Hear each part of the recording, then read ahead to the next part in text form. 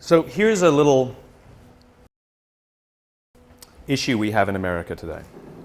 There are currently about 250,000 people a year who are dying in our hospitals due to preventable deaths.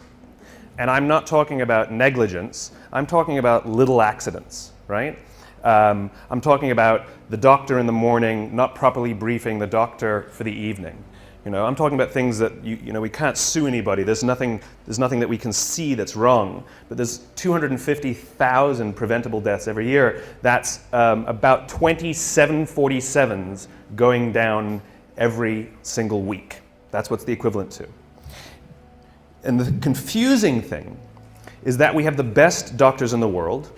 We have the most advanced technology in the world. Some of the medical equipment we have is the best in the world. The medicines we have are the best in the world. So you start asking yourselves, why are these things happening?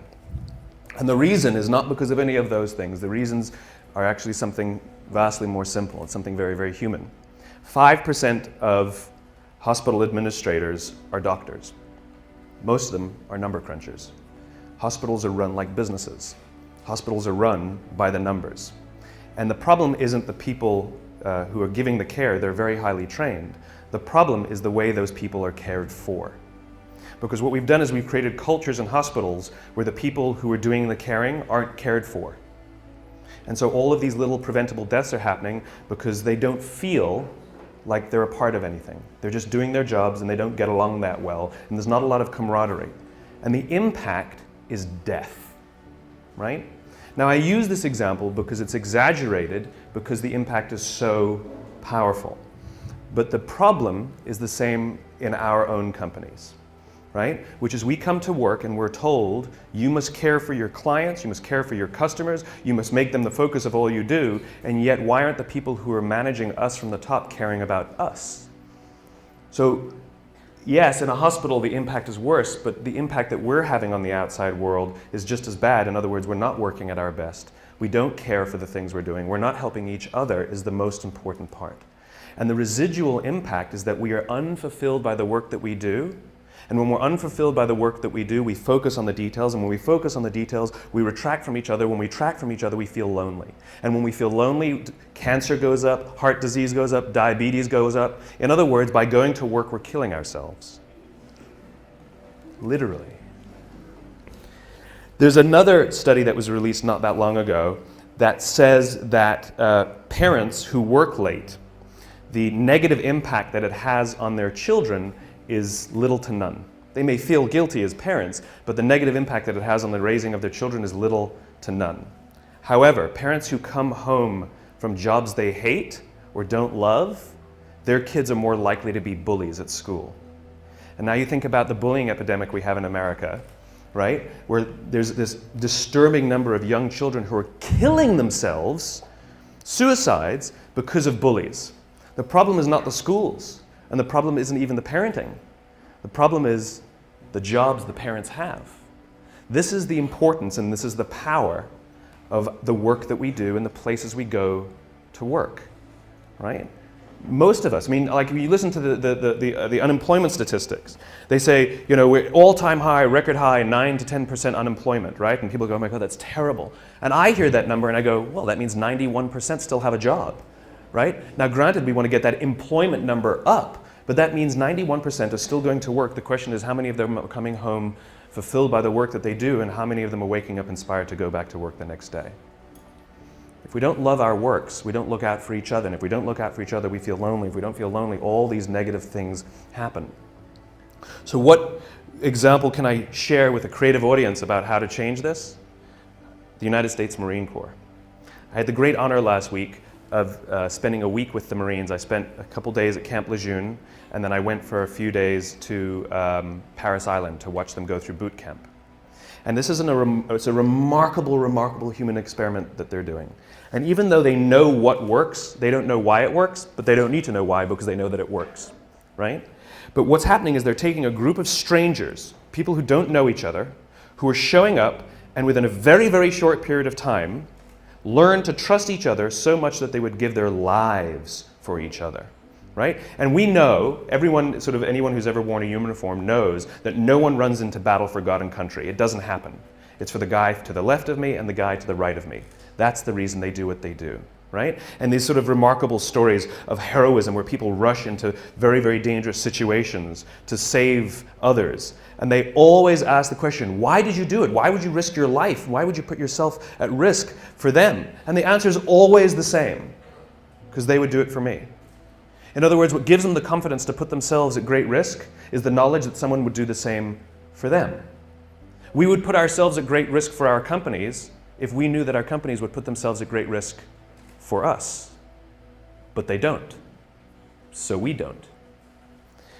Now, one of the things that's remarkable about the Marines, and if you go read, and this is the most, I asked these young, and they're 21, 22 years old, some of these lance corporals, the grunts, the guys, the infantry. I mean, this is the lowest of the low, the ones we actually send into battle, the front lines. And I asked them, are you misunderstood in America? And they said, yes, unanimously, they all nodded. I said, what do people think of you? And one stood up and says, they think we're baby killers. I said, how does it feel? He says, it hurts. And when I say, well, tell me a story then that captures to you what it means to be a Marine, the feeling you have of being a Marine, tell me a story that captures it. And I expected to hear stories of, I took a hit and somebody saved me, or I ran into a firefight and pulled somebody. I expected these stories of heroism. Not a single story like that came out. Now, I'm sure those stories exist, but those aren't the stories they told me that capture what it means to be a Marine. One of the stories they told me was a young boy in Afghanistan who would come around every morning and sell kebabs to the Marines. And then one day he showed up and he was all beaten up. And he didn't go to his parents for help and he didn't go to his friends to help. He came to the Marines for help because he trusted them more than anyone else. They told me a story that captured how they feel of a village that had been overrun by the Taliban, and the residents of the village couldn't go home because they would be killed by the Taliban, and so they were just living by the river. The problem was winter was coming. And one of the elders came to the Marines, knocked on the door and said, I need you to come down to the river and kill us. And the Marine said, what are you talking about? He says, if we go back home, we'll be killed by the Taliban, and if we stay out there, we're going to die slow deaths this winter. It's easier if you just come and kill us, please. The Marines overran the Taliban village, pushed the Taliban out. A year later, they went back to this village and people were playing volleyball. These were the stories they told me that capture what it means to be a Marine. They believe in doing good for others, and the fulfillment they get when they put themselves at risk so that others may prevail is overwhelming. This is not unique to the Marine Corps. This is all human beings. The feeling of fulfillment comes from doing something for another. The feeling from fulfillment comes from the exertion of time and energy for someone else. If you are walking to work and you throw a few pennies in a cup, and you come to work and you say to your friends, hey guys, I gave $1 to somebody homeless this morning. What are your friends going to say? Good, right? I gave $20 to somebody homeless. They'd be like, good for you, right? What if you come in the morning and you say, hey, I gave up my Saturday and I went and painted a school in the inner city? People go, whoa, cool, wow, cool. And all of a sudden, not only are they inspired to do something good themselves, but the feeling that you have persists. The amazing thing is that when we do good for others, it actually inspires others to do good for others. This is provided for us primatologically, anthropologically. It's all part of the survival of the species. Sex feels good so that we'll do it, so we can procreate and perpetuate the species. But we're social animals, and so we have to provide for the fact that we'll maintain strong bonds and build cultures, right? Because that's what humans do. We're cultural animals. And so when we do good for others and we look out for those in our tribe, we look out for those in our group, it actually feels good. Biologically, it releases oxytocin. This chemical that's released when you do good for others is released, and it makes you feel good. And the amazing thing is the more oxytocin you have in your body, the more you want to do good for others. The problem is we've replaced this feeling, the exertion of time and energy, with digital communications. We've replaced it with headphones. We've replaced it with money, right? Think about the invention of money, right? It used to be, money, it used to be like you go to someone's house, you cook them dinner, and the deal was they'll do the dishes. Time and energy, exchange for time and energy. And someone said, I'll give you an IOU, right? Someone says, I don't feel like doing the dishes, So I'm going to give you an IOU that I promise to do them another day, right? And that's what money is. It is the promise for future goods or services. The promise of future goods and services. In other words, we've replaced our own time and energy with promises for someone else to do it another day, right? In other words, there's no exertion of time and energy. And so the feeling people get is that I did something for you and you did nothing for me. You replaced it with a piece of paper, with an IOU, with a promise for future goods and services. The way we find fulfillment is by doing good for others. So how do the Marines do it? How do you get people to do good for others? We all know this. Intellectually, we know that it's good to do good for others, but why don't we do it then? Why don't we do it? And what the Marines learned is something that I completely did not expect. They can't just yell at these guys to help each other. That's not what happens. There's a few things that they have to do first. So we all have heard of the obstacle course, right? The Marines have a thing called the obstacle course. And this is where they build anaerobic strength and aerobic strength, muscle strength, and it's timed and all of this good stuff. They have another course called the confidence course, and it's never timed. And most of the obstacles on this course cannot be completed by yourself. They must be completed in teams. You have no choice. That's just how it's designed. And what they say is the first 2 weeks of boot camp, everybody's there to outdo each other and prove that they're strong. Just kind of like when we start in a job, we want to show how great we are, we'll work a little harder, we'll do good work, look how good my design is, right? It's all about us and how good we are, right? But they keep putting them in situations where they can't do things by themselves. And what starts to happen very slowly, they said after about 2 weeks, they start cheering for each other. Now they get in trouble when they do, but they start cheering for each other. And then before too long, you see them organically start helping each other.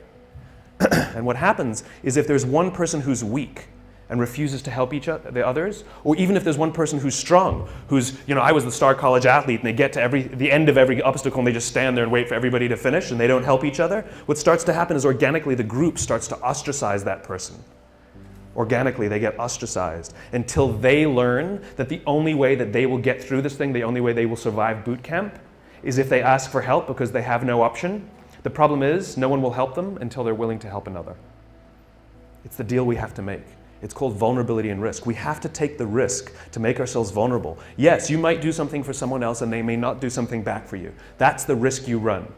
That's the risk you run. It's not about giving everything to them and sort of huge, big, overwhelming risk. It's about little things and little things. It's like going on a date, right? It's like if I went on a date with somebody, and I came home and I said, after one date I said, I'm marrying her. And people are like, what are you, nuts? I'd be like, I'm in love. They're like, but this is crazy. I'm like, I know, I'm in love, She feels the same way. We both know it's nuts, right? Now you know that you're going to be like, go on a couple more dates, right? We know instinctively that the strong bond that needs to be created first takes more than a week, right? We know that, right? But if I've been dating somebody for 7 years and we haven't, married, you'd be like, dude, what is wrong, right? In other words, we know that it takes more than 7 days and we know that it takes less than 7 years. The problem is, we don't know how long it takes. It's somewhere in the middle. All human bonds are the same. Like when you show up at work, when you show up for the first time, when you're new, don't expect that people will look out for you and they won't expect you to look out for them in 7 days. It won't happen.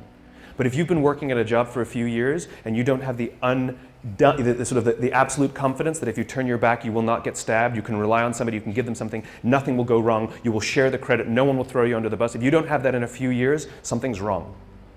Something's wrong. I don't know how long it takes, but I know that's more than a week and I know it's less than 7 years. And the Marines fundamentally understand that before anyone is willing to put themselves out for another, they have to have self-confidence. Real self-confidence. You have to be confident in yourself and your own ability before you're willing to help another. If you're insecure at all about your own ability, it's sort of a paradox, right? How can I overcome my confidence, my self-confidence? And we all have ego issues at all times, we all do, right? But if I'm not confident in myself, I won't help another. It's a paradox because then we need someone to look out for us before we're willing to help our peers, right? This is what management is supposed to do. The drill instructors, the school, they are there, our parents, they are there for one reason and one reason only, to help us feel strong and good about ourselves. But look at the way we talk to each other. Look, a budget's been cut. And so what do you get told? I need you guys to do more with less. Right? That's what we're told. Hey guys, I need you guys to do more with less. That's what we're told by our clients, by our bosses, by our parents. This is what we're told, right? That's like your parents telling you when you're young, I know you're stupid, figure it out.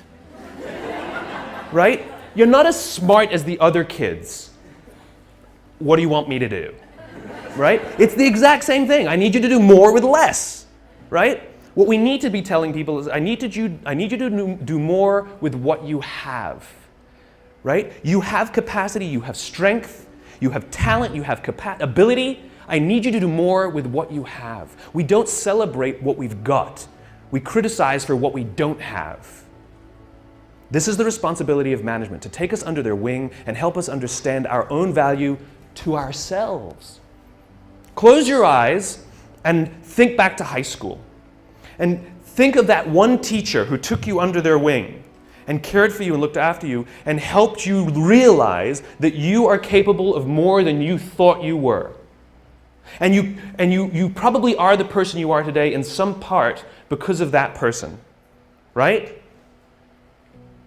Do you have that name? What's the name? Tell me the name. Tell me the name of the teacher. Okay, give me the name. Okay, I can point to anybody and you can tell me that name. Now tell me the names of all the other teachers you had that day. Can't remember them, can you? This is the power of those who teach us confidence. We will literally carry their names around with us for the rest of our lives. Wouldn't you want to be that person? Wouldn't you want to be the person that 20 years from now, 30 years from now, 40 years from now, I can do this exercise with somebody and they will tell me your name? This is the power of helping others realize their own strengths. This is what management and leadership is supposed to be doing. They're supposed to be caring for us and helping us realize our own value. And by the way, if you have anybody who reports to you or works for you, your responsibility is not to make them meet the deadline. Your responsibility is not to make sure that they do as you say. Your responsibility is to make sure that they understand their own strengths, their own value, and that they are way, way more talented than they think they are. And the only way they will learn that is if you put them in situations in which they can fail. And you hold them and you support them and you give them talent and you give them skills and you give them education and you watch their backs, and if they fall over you encourage them to get back up, and if they fall over you encourage them to get back up, and if they fall over you encourage them to get back up until they figure it out themselves. It's called confidence. It's your responsibility to help others find it, and it's others' responsibility to help you find yours. And the amazing thing is, as soon as you start feeling confident in your own ability, you naturally help each other. That's what happens. It's called trust. In the military, they give medals to people who are willing to sacrifice themselves so that others may gain. In business, we are willing to give bonuses to people who will sacrifice others so that we may gain. We have it backwards. And then we complain about how we don't love our jobs, and we complain about how the work is suffering, and we complain about how budgets are being cut, and we complain, and the first thing we do is blame each other and become more selfish and worry about my pay and my benefits and my this, and this is what happens. When we are unfulfilled, we look at the metrics and we say they're not good enough. When we are fulfilled, we don't care about the metrics. This is why when you have a job you love and you get a call that says, I'll offer you tons more money and great benefits, you're like, I'm not interested, I'm not interested, I'm not interested. I'm very happy here. But we'll give you more. That's not the reason I'm here. I'm here because I love it. I'm here because I care for the people I work with, and I'm here because the people I work with care for me. This is the world I imagine. This is the world I imagine. And here's the great thing. If you take little risks, I'm not talking about big things, little things. If you start doing little things for each other, the amazing anthropological response is other people will start doing little things for others too. I was walking down the street 2 days ago, and a guy's backpack was open and a whole bunch of paper fell out as he was walking down the street. And I happened to be behind him, and so my friend and I just we were in mid-conversation, and in mid-conversation, we never even stopped talking. We just bent down, sort of helped him gather his papers, hand them back to him, sort of pointed out that his book bag was, his backpack was unzipped, and he said thanks, and we walked on. It was like no big deal, right? We get to the end of the street, and we stand we're waiting to cross the street. We're still talking, we haven't stopped talking. And the guy in front of us turns to us and says, I saw you help that guy. That was really cool. But here's what's great about that. That guy will go do something for someone else simply because he saw us bend down and pick up paper for someone else. He will actually go do something for someone else because of it. Right? He won't give to charity because he sees me put $1 in a cup. But he will actually help someone because he saw someone also help someone. Little things. Hold a door open for someone. Say thank you to the person who holds the door open for you. Smile to the barista. Little things. Put your foot in the subway when the door is closing so someone who's running will make it. Hit the open at the elevator. Don't go...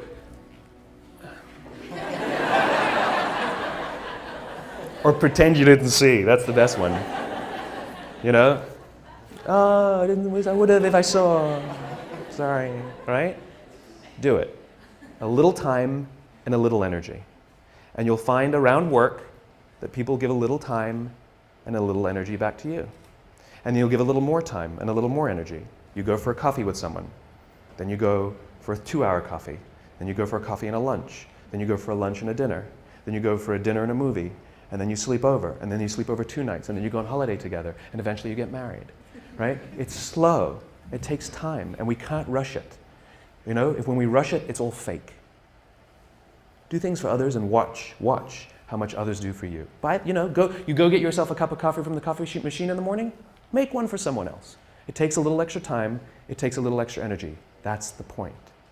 That's the point. And here's the best part. You will feel so good at the end of the day. So good. Thank you very much. Thank you.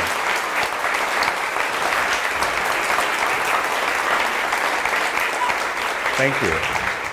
It's a great question. How do you convince someone, what are the metrics? How do you convince a skeptical audience of this trust metric? You don't. You don't, right? You can't twist anybody's arm to do something that they don't want to do. And, the law of diffusion, which I obey, as much as I can, which is you don't need the majority. You need those people who believe what you believe. In other words, when you do some nice things for people, they may not do something nice back because they may be, we live in a world in which you do something for somebody, they think you want something from them, right? That's unfortunately the society we've created.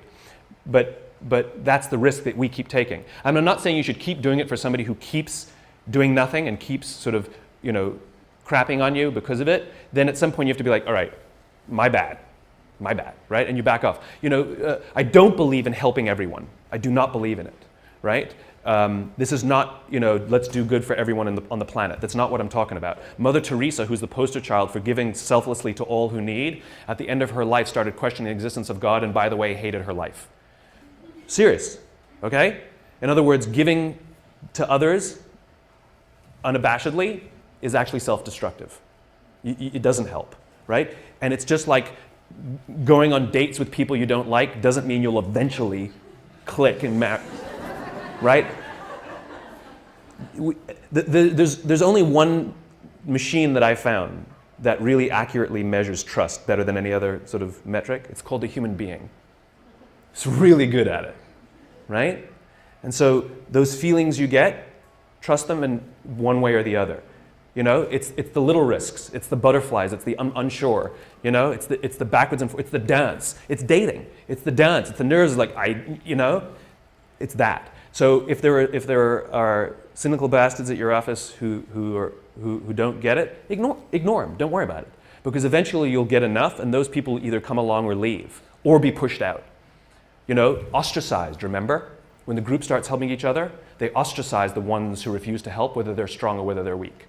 They get ostracized until they learn that they cannot survive without the help of others, and they learn that the only way others will help them is if they help the others, right?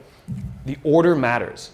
The order matters. I just thought of something that sort of is pervasive in our sort of digital world. The order matters. Sort of speak honestly about what you want, right? If you are don't do things for people when you want something from them. Just ask them what you want from them. And I'll give you one little example. It's a funny little example. We've all received emails that go like this. Dear Simon. Well, you wouldn't get an email to Dear Simon, but I would. Dear, insert your name, right? Dear Simon, haven't seen you in years. Hope you're well. Congratulations on all you've been doing. It's really amazing. We should get coffee sometime. If you could do me a favor, if you could vote for me on this website, I'm hoping to win, some $1,000 prize for my design, blah, blah, blah. Hope you're well, talk to you soon, Kenny, right? We've all received an email like that. And how do we respond to it? You're like, right? Now, what happens if you get the same email that goes like this?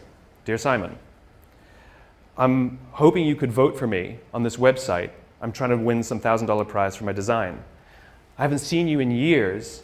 I hope you're really well. Congratulations on all that you've been doing. We should get a coffee sometime. Thanks, Kenny. Totally different. In other words, when we know why you're emailing and it comes first, it has a remarkable impact. We know that all those pleasantries are just buttering us up to get to what they want, right? But if you come right out with what you want, we're actually very grateful for the pleasantries, right? It's the same thing in human interaction. Don't give someone a cup of coffee if you need a favor back. Just ask them for the favor.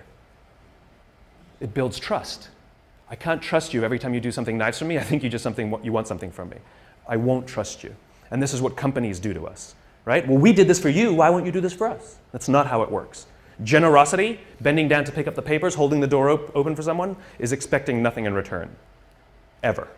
You do not give. This is what happens in new business, right? New business is built on relationships. And so we build the relationship, build the relationship, build the relationship until we're comfortable to ask for the business. In other words, you were only befriending me till the point you felt that I would let down my guard and you could ask me for something. The whole time you were just waiting for that time. It doesn't work that way. If you actually want to build relationships, you build relationships without wanting anything. And that's how you build trust. You want to know why the Marines gave me this incredible access? I mean, literally, they said, Simon, anything you want to see, you got it. Anything you want to do, you got it. You can go. We went past signs that said, no observers, no civilians beyond this point. I'm like, can I take pictures? They're like, go ahead. You should see some of the pictures. They're unbelievable, right? I'm like right in there, Marines coming at me. We went out to the Crucible, and they're all like, they were like rolling in the dirt and like, going under barbed wire, and I'm like, I'm not joking either. They're like, unprecedented access that journalists would be jealous of. Do you know why they gave it to me? Because in all the time that I've been visiting with Marines and having meetings with them, I've never asked for anything. I don't want anything, and I don't have anything to sell. I just keep showing up and say, what do you need? How can I help? And at some point they said, when I called them and said, I need a little favor, because they know I haven't been waiting for the favor. It's the time now that I have a little favor. They go, absolutely, whatever you need. It's called human relationships. Companies don't do business with companies. People do business with people. Your company didn't win IBM as a client. Somebody who likes somebody said, we'll hire you. And if they didn't like you, they're just, they're playing roulette. Well, we're betting that, this will work out. Those are the weak relationships. Yes? How do you deal with the boss who's a jerk or at least not getting it? The more we give, the more it inspires others to give. But the more selfish we are, the more others become selfish around us. And so those are organizations in which selfish behavior prevails. And so we see the residual effect, which is they make decisions that ultimately screw us. They destroy our economy because of their selfish behavior, right? We know this is what happens. Same in politics, right? And the answer is, don't worry about it. I know it sounds silly. And your first question is, do I talk about these things to them? I will talk to anyone who will listen. But I don't talk to people who don't want to listen. The good news is there are some good eggs. And there are some of them who've had conversions, where they were the bastards who believed in firing people and screwing people to advance their careers, and something happens. I just met a guy recently who was a very senior executive at a very, very large company, and something happened, and he got hit in the head or something, and he realized, holy cow, I have to look after people, right? And they become obsessed with it. And they start sticking their necks out. And we just need those champions scattered around. And this is what I do. The more I spread this message, the more it's kind of like, in the cartoons, sort of the Hall of Justice, the message goes out and they all sort of wherever they are, they poke their heads up. It's that kind of thing. The more we talk about it, the more we put it in our work, because don't forget, you're going to help someone who goes home feeling good and their husband or their wife works in the bank. And they're going to talk how much about they love to, and that might inspire that person. You know, it has all of these residual impacts that we don't really know. This is the funny thing about the internet, which is we're so proud of the internet that we can measure everything. No, you can't. You can only measure one layer, right? So for example, you say, Simon, what's the impact you're having? I don't know is the answer, right? I know I know that it'll take more than a week and I know it'll take 7 years, but I don't know when it's going to happen and I don't know how it's going to get there, right? All I can do is do it, right? But I have no clue how or when. And so, for example, I can measure book sales and I can measure how many hits and I can measure how many people have watched a TED Talk and all of this, but I can't measure, you know, that TED Talk being shown to a room of 50 people, and one of those 50 people doesn't buy a book, doesn't watch a TED Talk, doesn't do anything, but goes out and does something good for somebody else. I have no way of measuring that. And so we're so proud of the internet and its ability to measure everything, but we're measuring one layer where we used to measure no layers. It's like, you know, this is how people work. It's gossamer, you know, it's networked. And so the answer is don't worry about them. Don't worry about them. Worry about the people who you can care for, who you can give to, and when we reach a critical mass in society, it will tip, right? And if you don't believe me, the reason it is the way it is now is because it tipped the wrong way. There was no such thing as massive layoffs as business strategy prior to in the 1980s. It just wasn't done. It was done here and there, but it wasn't strategy. The idea of using layoffs to balance the books is a relatively new phenomenon that came for the increase of selfishness in the Gordon Gekko greed is good 1980s boom, right? This was also the same exact period, the 1980s, where the theory of shareholder value was put forwards, right? Because they had all of these people buying large companies and installing professional managers to run the companies that they bought, that they invested in, and they had a problem, which is those professional managers were paid for by the company, and those professional managers cared for the employees and the customers. And so the investors said, how do we protect our investments? We've got an idea. We're going to give them equity in the company and bonus them based on the performance, right? And so the shift happened where the CEOs started caring more about the investors and stopped caring about the customers and the employees. Those were theories introduced by some Harvard professor in the 1980s. We can push it back the other way, right? We can push it back the other way. But we just have to, and there was just the other day, which company was it? One of the large banks where the shareholder, Citibank. Yeah, Citibank. The shareholders majority shareholders voted against a fat pay package. That's unprecedented. It has never happened, even in hard times, even when the company's doing this, the shareholders it's just sort of a cursory thing where they approve the $15 million bonus for the CEO. They voted against it. It's non-binding, but it sends a shot across the bow saying shareholders now want you to be bonused if you do something good for others. Even if the others is us. All right? The point is that it's starting to crack. And so let's just stick our finger in the crack, you know? Make sure that it keeps cracking. It swung one way, we can swing it back. The question was, can I talk about celebrating accomplishment while still asking for more, right? They did a study on kids who are really, really smart, like in all the gifted classes. Why is it when you're smart, you're gifted, and when you're stupid, you're special? Why is that? I was told my whole life I was special. It's not, never gifted. They took the gifted kids who were constantly told, you're so good. Oh, thanks for that. I knew you'd do well. Oh, you're our best employee. You know, you're our best student. You're awesome, right? And what happens is later in life, they actually suffer because they're very afraid of taking risk, because they're very afraid of losing their position on the mantle. Okay? Kids who are sort of more average, who constantly are rewarded not for their accomplishment, but for their effort. Great effort. Really proud of the improvement you made. What they find is they do very well in life because there's no shelf, there's always more. There's more effort, right? And so you want to reward and acknowledge effort. Even if they don't hit the goal, it's the delta.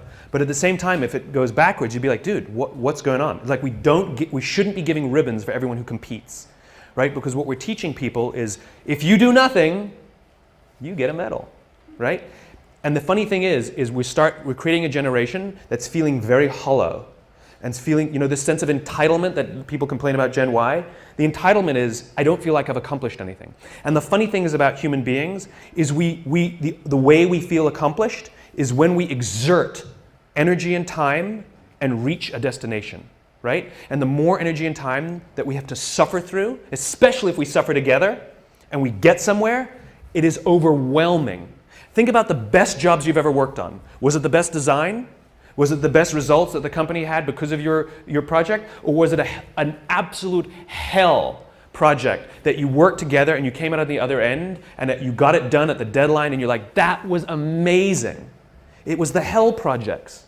It was the things that we had to go out of our ways more, do things for each other, right? Things we weren't thinking of doing. I was wrapping packages. I was doing stuff that designers aren't supposed to do. This is what produces that, right? And so the thing is about measurement and destination reward. Imagine we're standing in a big empty room, right? And we're standing in one corner and I give you a simple instruction. I want you to go to that corner in a straight line, right? Off you go, no big deal, right? Without telling you, I slip a chair in front of you. What do? You go around the chair. Now you just disobeyed what I told you to do. I told you to go to that corner straight line. But this is the amazing things about human beings, which is when we're given a clear destination, we use our own creativity and our own sense of innovation and our own problem-solving abilities to overcome obstacles to get to the destination. In other words, the destination is more important than the route, right? We are flexible about the route. We are obsessed with the destination. Reset. We're standing in the corner together and I give you a simple instruction. Go somewhere in this room in a straight line. And you say to me, well, where do you want me to go? I'm like, I don't know. You're smart. Figure it out. Go in a straight line. And so you pick a point and you start walking. And without telling you, I put a chair in front of you. And what do? You come to a grinding halt. And I say, what did you stop for? You go, well, you put a chair in front of me. Or you'll make a sudden turn and go in another direction, right? And this is the problem. It's the same obstacle. The difference is when you have a clear destination, the obstacles become easy to overcome. When you don't have a clear destination, you keep coming to a grinding halt. And what we do in our companies is we're counting the steps we're taking along the route, but we're never looking at the destination, right? So a company says, made $1 million this year, we were only planning on making 800,000. Like we took 10 steps, we're only planning on taking 8. Where are you going? No clue, right? We count the steps. And so the point is that people want to feel that the effort that they're exerting actually are moving somewhere. And so successful measurement, successful recognition is not just for the steps you take. It's not just for the effort. It's that the effort you exerted moved us closer to where we're trying to get to. And that get to should be some crazy ideal. My ideal is to live in a world in which the vast majority of people wake up every single morning, inspired to go to work and fulfilled by the work that they do. And the couple of measurements that I use are if the book is selling, and by the way, people ask me, how many have you sold? I have no clue. I've never asked the publisher because I don't care.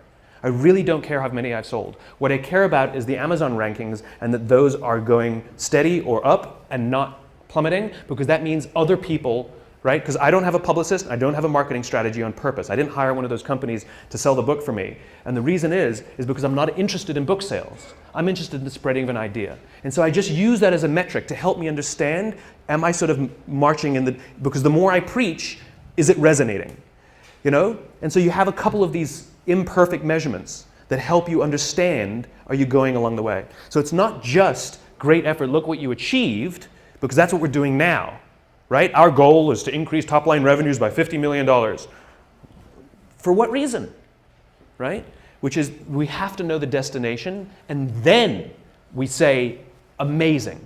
You took us that much closer. And if we go to the right, it's because we were overcoming an obstacle. If we hadn't gone to the right, we would have been stuck forever. Thank you. It's not always straight lines. It's not always straight lines. But it's in one direction. She's pulling the cane out. Thank you very, very much.